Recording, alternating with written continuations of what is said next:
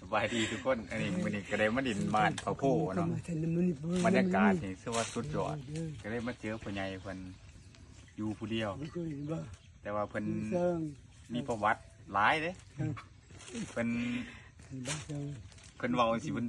สาเหตุมันย้อนระเบิดย้อนถึกระเบิดข้าวสมัยสงครามไปข้าวจังน้อยเพิ่นมีดูเพิ่นมีเมีย2 คนบ่ธรรมดาแล้วก็มีดุ11 คนเนาะแต่ว่าเขาเจาะกับบุคคลสีสนน้ำเรานะแต่ก็อยู่ผู้เดียวนี่แหละหลับสว่างแล้วก็เลยทันยันหนุ่ยตัวนี้ได้นี่ได้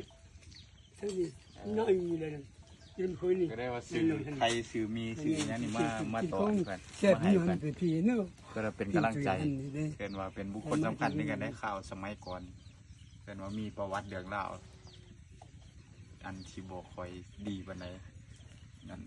เรื่องหูเรื่องตาเรื่องอะไรยังบ่ค่อยดีกระสิบประมาณนี่แหละทุกคนไผสิมาเที่ยวเผาโพนี่ถือว่าสุดยอดเดินน้องบัวอยู่หลานหลังนี่ถือว่าอลังการมันไม่ยืนดื้อจะมันมาคนนี้ดื้อมายัดดื้อ